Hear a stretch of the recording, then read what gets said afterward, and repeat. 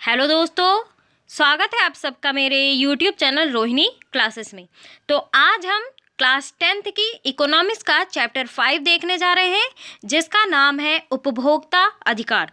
तो चैप्टर में आगे बढ़ने से पहले सबसे पहले हम ये समझने का प्रयास करते हैं कि उपभोक्ता क्या होते हैं, उपभोक्ता व्यक्ति कहते किसे हैं। तो देखिए, उपभोक्ता यानी कि कंज्यूमर कौन से व्यक्ति होते हैं जो विभिन्न वस्तुओं और सेवाओं का या तो उपभोग करते हैं, उपभोग यानी कि उनको उपयोग में लाते हैं। ठीक है, अब जैसे देखिए, वस्तुओं में उपभोक्ता वस्तुएं होती हैं, जैसे गेहूं हो गया, आटा हो गया, नमक हो गया, चीनी हो गया, फल हो गए। या फिर स्थानीय वस्तुएं देखिए, टेलीविज़न हो गई, रेफ्रिजरेटर हो गया, टोस्टर हो गया, मिक्सर हो गए, साइकिल हो गए। ये सारी जो है वो उपभोक्ता वस्तुओं में सम्मिलित है। ठीक है, और जिन सेवाओं का ना हम क्रय करते हैं यानी कि खरीदते हैं, उनमें बिजली, टेलीफोन, परिवहन सेवाएं, थिएटर सेवाएं, ये सारी चीज़ें सम्मिलित हैं। अब यहाँ पे ये चीज़ देखने वाली बात है कि उपभोक्ता कौन है। उपभोक्ता वह है जो उपभोग के लिए वस्तुओं और सेवाओं का क्रय करता है। यदि कोई फुटकर व्यापारी किसी थोक विक्रेता से वस्तुएं खरीदता है तो वो उपभोक्ता नहीं है। क्यों? क्योंकि वह तो वस्तुओं का क्रय पुनः विक्रय के लिए कर रहा है ना, इसलिए। तो चलिए बिना किसी देरी के स्टार्ट करते हैं। तो बात करते हैं उपरोक्त संग्रह उपभोक्ता न्यायालय के निर्णयों के कुछ समाचारों के नमूने हैं। आपको मैं थोड़ा सा छोटा करके दिखाती हूँ। ये देखिए, गरीबों को मिलेगी सस्ती दालें, ये न्यूज़पेपर में छपी हुई है। गलत दवा देने से महिला की मौत, सुरक्षा की गारंटी के निहितार्थ, उपभोक्ताओं के विश्वास पर मार, नीम हकीमों के विज्ञापन पर सरकार को नोटिस। यानी कि कहने का तात्पर्य ये है कि जैसे देखिए, आज उपभोक्ता को बाजार में प्रतियोगिता, गुमराह करने वाले विज्ञापन, घटिया वस्तुएं, सेवाएं और भी बहुत सी समस्याओं का सामना करना पड़ता है। और इसलिए ना उपभोक्ता के हितों की रक्षा करना जो है सरकार की जिम्मेदारी है। सरकार और सार्वजनिक संस्थानों के लिए जो है यह एक गंभीर चिंता का विषय माना गया है। अब देखिए, उपभोक्ताओं के हितों की रक्षा करने के लिए सरकार ने क्या किया है। सरकार ने उपभोक्ताओं के कुछ अधिकारों को मान्यता प्रदान की है। अगर मैं उसी को दूसरे शब्दों में बोलने का प्रयास करूं तो उपभोक्ता जो है अपने आप को शोषण और धोखे से बचाना चाहते हैं, तो उन्हें जो है कुछ अधिकारों को मान्यता प्रदान करनी होगी।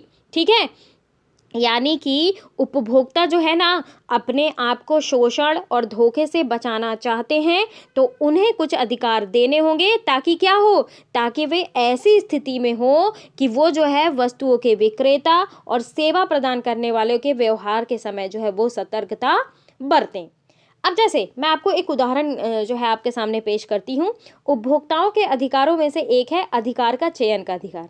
अब देखिए, यदि आप जो है इस अधिकार की जानकारी रखते हैं तो आप जो है दुकानदार से एक ही वस्तुओं के विभिन्न किस्में दिखाने के लिए कह सकते हैं। अब जैसे आप टूथपेस्ट लेने जाते हैं तो आपको वैरायटी पता है, कोलगेट, पेप्सोडेंट है ना, सेंसोडाइन, ये सारी चीज़ें पता है, तो आप जो है वही किस्म दिखाने के लिए कहेंगे। अब देखिए, विभिन्न किस्में दिखाने के लिए कह सकते हैं, जिससे कि आप जो है आप अपनी पसंद की वस्तुओं का चयन कर सकें। तो कभी कभी क्या होता है कि दुकानदार जो है उस ब्रांड की वस्तुओं को बेचने का प्रयत्न करता है जिस पर उसे जो है अधिक कमीशन मिलता है, या फिर हो सकता है कि जो है सर्वश्रेष्ठ गुणवत्ता वाली वस्तु ना हो वो। ठीक है, मैंने तो ये देखा भी है। अब आप थोड़ा बुरा ना मानो तो मैं एक वाकया बताऊं भी कि गाँवों में उसी नाम से मैंने देखा है सेंटर फ्रेश। ठीक है, सेंटर फ्रेश की वो लोकल वैरायटी सेंटर फ्रेश के नाम से ही बिकती है। अब इसमें ये होता है कि दुकानदार उसे बेचते हैं क्योंकि उन्हें जो है उससे ज़्यादा कमीशन मिलता है। तो ये व्यवहार जो है, इस व्यवहार को आप रोक सकते हैं, आपके ऊपर है ये। और यदि आप अपने चयन के अधिकार का उपयोग करें ना, और यदि जो है एक दुकान पर अधिक किस्म के उत्पाद जो है उपलब्ध नहीं है, तो आप दूसरी दुकान पर जा सकते हैं। ठीक है, इसी के बारे में आज हम डिटेल वे में स्टडी करेंगे। तो बात करते हैं बाजार में उपभोक्ता। देखिए, बाजार में ना हमारी भागीदारी जो है उत्पादक और उपभोक्ता दोनों रूपों में होती है। कैसे होती है, अभी हम इसके बारे में भी देखते हैं। देखिए, वस्तुएं और सेवाएं के उत्पादक के रूप में हम पहले वर्णित कृषि, उद्योग या सेवा जैसे क्षेत्रों में जो है कार्यरत हो सकते हैं। और उपभोक्ताओं की भागीदारी में जो है बाजार में तब होती है जब वे अपनी आवश्यकता अनुसार वस्तुओं और सेवाओं को खरीदते हैं, तब हम उपभोक्ता कहलाते हैं। तो उपभोक्ता के रूप में ना लोगों द्वारा उपभोग किए जाने वाली ये अंतिम वस्तुएं होती हैं। अब देखिए, पिछले अध्याय में हमने देखा कि विकास को बढ़ावा देने के लिए जरूरी नियमों और नियंत्रणों या फिर इसके लिए उठाए गए कदमों की आवश्यकता का वर्णन किया गया है। अब इनका महत्व जो है ना असंगठित क्षेत्र के मजदूरों की सुरक्षा के लिए उसी तरह हो सकता है जिस तरह साहूकार द्वारा लगाए जाने वाले उच्च ब्याज दर से लोगों को बचाने के लिए नियमों और नियंत्रणों की जरूरत होती है, जिसे हमने पिछले चैप्टरों में बहुत भली भांति पढ़ा है। अब इसी प्रकार से पर्यावरण की सुरक्षा के जो है नियमों और विनियमों की आवश्यकता है। अब देखिए, आप उदाहरण के लिए आप देखिए कि अनौपचारिक क्षेत्रों के साहूकार, जिनके बारे में हम पहले पढ़ चुके हैं अध्याय 3 में, कर्जदार पर बंधन डालने के लिए तरह तरह के दांव पेच अपनाते हैं। सामयिक ऋण के कारण वे उत्पादक को उत्पाद निम्न दर पर बेचने के लिए मजबूर कर सकते हैं। वे स्वप्न जैसी महिला को ऋण चुकाने के लिए अपनी जमीन बेचने के लिए जो है विवश कर सकते हैं। अब इसी प्रकार असंगठित क्षेत्र में काम करने वाले बहुत से लोगों को ना निम्न वेतन पर काम करना पड़ता है मजबूरी में, और उन परिस्थितियों को झेलना पड़ता है जो न्यायोचित नहीं है, ठीक है, और प्रायः जो है उनके स्वास्थ्य के लिए हानिकारक भी होती है। अब ऐसे शोषण को रोकने के लिए ना और उनकी जो है सुरक्षा हेतु हमने नियमों और विनियमों की बात की है। अब ऐसे कई संस्थाएं हैं जिन्होंने जो है ये सुनिश्चित करने के लिए लंबा संघर्ष किया और इन नियमों का अनुपालन होता की, ठीक है। बाजार में भी क्या होता है कि उपभोक्ताओं की सुरक्षा के लिए नियम और विनियमों की आवश्यकता होती है, जैसा कि मैंने अभी आपको बताया।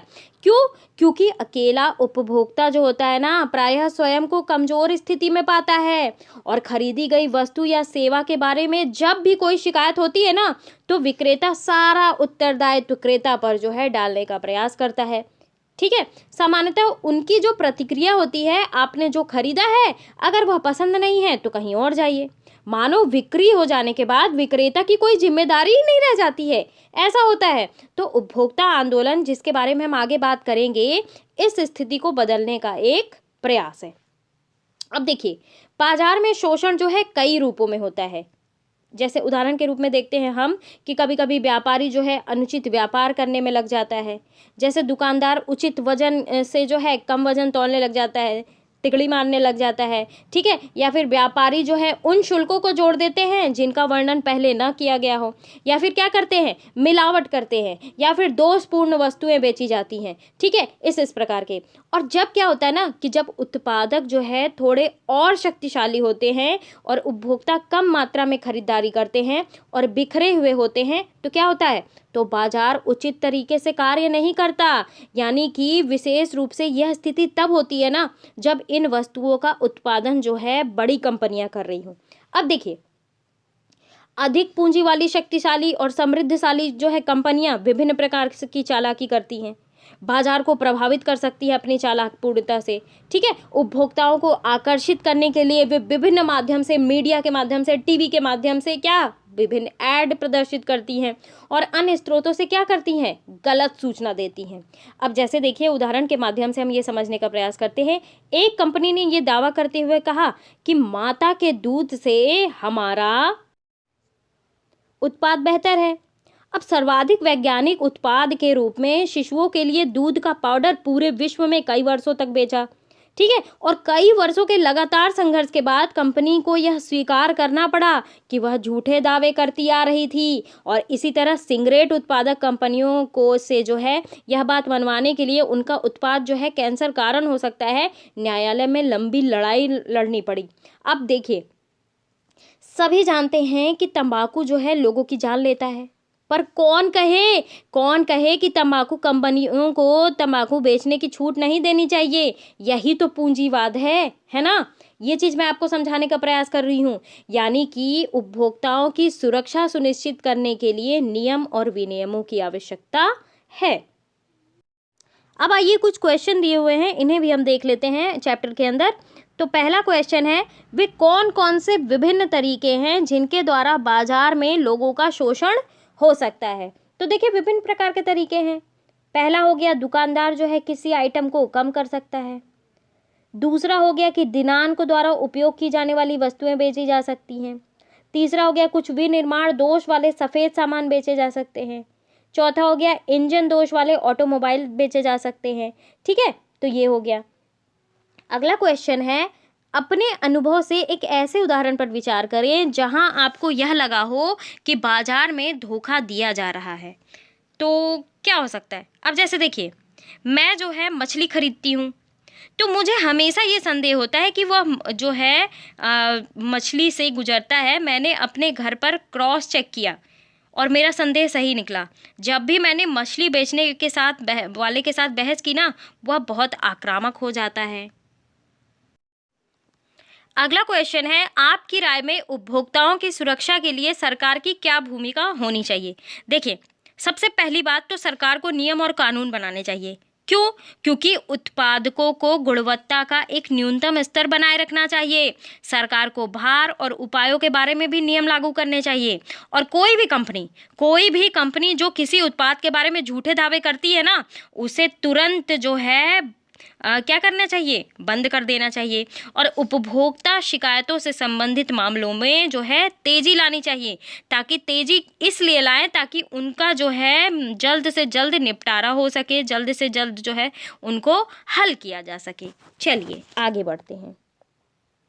अब बात करते हैं उपभोक्ता आंदोलन की। बहुत इंटरेस्टिंग चैप्टर है, आप पढ़ेंगे ना गाइस, आपको बहुत समझ में आएगा, क्योंकि ये आप ही के अधिकारों की बात हो रही है। दुकान में सामान खरीदने कौन जाता है? आप जाते हैं। आप कौन हैं? आप उपभोक्ता हैं। तो उपभोक्ता हैं तो आप अपने अधिकारों को भी तो समझिए, और इस चैप्टर के माध्यम से मैं आपको यही समझाने का प्रयास कर रही हूँ। ठीक है, बात करेंगे हम उपभोक्ता आंदोलन। देखिए, उपभोक्ता आंदोलन का प्रारंभ जो है ना, उपभोक्ताओं के असंतोष के कारण हुआ। व्यापक असंतोष जो है उनके अंदर जागृत हुई। क्यों? क्योंकि विक्रेता जो होते थे ना, दुकानदार जो बेचने वाले होते थे, विक्रेता जो है कई अनुचित व्यावसायिक व्यवहारों में शामिल होते थे। बाजार में उपभोक्ता को शोषण से बचाने के लिए कोई कानूनी व्यवस्था तो उस समय उपलब्ध थी नहीं। काफी लंबे समय तक जब एक उपभोक्ता एक विशेष ब्रांड उत्पाद या दुकान से संतुष्ट नहीं होता था ना, तो सामान्यतः वह उस ब्रांड उत्पाद को खरीदना बंद कर देता था, यानी कि उस दुकान से खरीदारी करना ही बंद कर देता था। और ये मान लिया जाता था ना कि यह जो है उपभोक्ता की जिम्मेदारी है कि एक वस्तु या सेवा को खरीदते वक्त वह सावधानी बरते। अब संस्थाओं को लोगों में जागरूकता लाने में भारत और पूरे विश्व को ना कई वर्ष लग गए। ठीक है, और इसने जो है ना वस्तुओं और सेवाओं की गुणवत्ता सुनिश्चित करने की जिम्मेदारी भी किसके ऊपर डाल दी? विक्रेताओं पर डाल दी। ये तो भाई गलत है ना।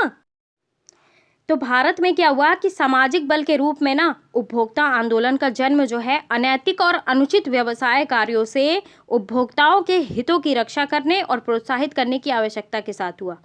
अब देखिए, हर चीज़ का खात्मा तो निश्चित है ना। अब जैसे देखिए, हमारे देश में अंग्रेजों ने 200 वर्षों से भी ज़्यादा शासनकाल किया, तो खात्मा तो उसका होना ही था। जब जाहिर सी बात है, जब आप व्यापक तौर पे जो है भ्रष्टाचारी जमाखोरी करोगे तो उसका अंत होना ही होना है। यही चीज़ यहाँ भी हुआ। अत्यधिक खाद्य कमी, जमाखोरी, कालाबाजारी, खाद्य पदार्थों और खाद्य तेलों में मिलावट की वजह से ना 1960 के दशक में मैं आपको बताऊं कि व्यवस्थित रूप से उपभोक्ता आंदोलन का उदय हुआ। और 1970 के दशक तक उपभोक्ता संस्थाएं जो थी वृहत स्तर पे उपभोक्ता अधिकार से संबंधित आलेखों के लेखन, प्रदर्शनी का आयोजन का कार्य करने लगी। उन्होंने सड़क यात्री परिवहन में अत्यधिक भीड़-भाड़ और राशन की दुकानों में होने वाले अनुचित कार्यों पर नजर रखने के लिए ना उपभोक्ता दल बनाया। और हाल में मैं आपको बताऊं तो भारत में उपभोक्ता दलों की संख्या में भारी वृद्धि हुई है। आइए थोड़ा सा बात कर लेते हैं उपभोक्ता इंटरनेशनल, यानी कि 1985 में संयुक्त राष्ट्र ने उपभोक्ता सुरक्षा के लिए क्या किया? संयुक्त राष्ट्र के दिशा निर्देशों को अपनाया, यानी कि यह उपभोक्ताओं की सुरक्षा के लिए उपयुक्त तरीके अपनाने हेतु राष्ट्रों के लिए और जो है ऐसा करने के लिए ना अपनी सरकारों को मजबूत करने हेतु जो है मजबूर करने हेतु उपभोक्ता की वकालत करने वाले समूह के लिए एक हथियार था और अंतर्राष्ट्रीय स्तर पर यानी कि पूरे देश के स्तर पे जो है यह उपभोक्ता आंदोलन का आधार बना। और आज आप देखिए, आज उपभोक्ता इंटरनेशनल 115 से भी अधिक जो है देशों के 220 संस्थाओं का एक संरक्षक संस्था जो है वो बन गया है। आगे बढ़ते हैं। अब देखिए, इन सभी प्रयासों के परिणाम स्वरूप क्या हुआ? रिजल्ट तो आना निश्चित है। यह आंदोलन वृहत स्तर पर उपभोक्ताओं के हितों के खिलाफ और अनुचित व्यवसाय शैली को सुधारने के लिए व्यावसायिक कंपनियों और जो है सरकार दोनों पर दबाव डालने में क्या हुआ? सफल हुआ और बना एक कानून। 1986 में भारत सरकार द्वारा एक बड़ा कदम उठाया गया और यह जो है उपभोक्ता सुरक्षा अधिनियम 1986 कानून बनना था। ठीक है, ध्यान रखेंगे, बहुत important point, exam point of view से भी इंपॉर्टेंट है। उपभोक्ता सुरक्षा कानून कब बना था? तो वो बना था 1986 में, जो कि कोपरा COPRA नाम से प्रसिद्ध है और आप जो है कोपरा के बारे में आगे पढ़ेंगे। कोपरा जो है ये शॉर्ट फॉर्म ही है, ठीक है, कंज्यूमर प्रोटेक्शन एक्ट 1986। ठीक है, ये चीज ध्यान रखेंगे। अब आइए क्वेश्चन देख लें। उपभोक्ता दलों द्वारा कौन कौन से उपाय अपनाए जा सकते हैं? तो आप मुझे बता सकते हैं क्या कौन कौन से उपाय अपनाए जा सकते हैं? देखिए, उपभोक्ता समूहों को क्या करना चाहिए? उपभोक्ता अधिकारों के बारे में सार्वजनिक जागरूकता बढ़ानी चाहिए। उपभोक्ता समूहों को ये भी देखना चाहिए कि उपभोक्ता की शिकायत के बारे में हर मामला अपने तार्किक निष्कर्ष पर पहुंचता है। ठीक है, अगला क्वेश्चन है, नियम एवं कानून होने के बावजूद उसका अनुपालन नहीं होता, क्यों? इस पर विचार विमर्श करें। देखिए, नियमों और कानूनों का ना पालन नहीं किए जाने के जो है विभिन्न कारण हैं। सार्वजनिक उदासीनता इसका सबसे बड़ा कारण है। अब ये देखिए, हम उपभोक्ता के रूप में तुच्छ मुद्दों पर टकराव करने से बचते हैं। हम सोचते हैं कौन निपटे, कौन जाए ये मुद्दे उठाने, है ना, इससे बचे ही रहो तो अच्छा है। तो ये चीज़ें हैं। और देखिए, अधिकांश मामले जो हैं बिना लाइसेंस के चले। और भ्रष्टाचार जो है ना, भ्रष्टाचार एक और कारण है जो अपराधी को स्काउट मुक्त जाने की अनुमति देता है। अब ये देखिए कि कार्यवाही में जो है अनावश्यक देरी से क्या होता है, कई लोग जो है डीमोटिवेट होते हैं, ये भी इसका एक कारण हो सकता है। ठीक है, आगे बढ़ते हैं। अब देखिए, आगे जो है मैं जो है एक जो है अलग से टॉपिक अभी इस वीडियो में स्टार्ट नहीं करूँगी। हमने जो है आंदोलन के बारे में अच्छे तरीके से देख लिया है और अगले पार्ट में हम बात करेंगे उपभोक्ता अधिकार के बारे में। ठीक है, तो इसको हम डिटेल वे में स्टडी करेंगे। तो यही समाप्त करती हूँ मैं इस वीडियो को। कैसा लगा मेरा ये वीडियो ज़रूर आप मुझे कमेंट बॉक्स में बताएं। चैनल को सब्सक्राइब ना किया हो तो ज़रूर कर ले गाइस, वीडियो को शेयर भी कर दिया करें। Thank you very much.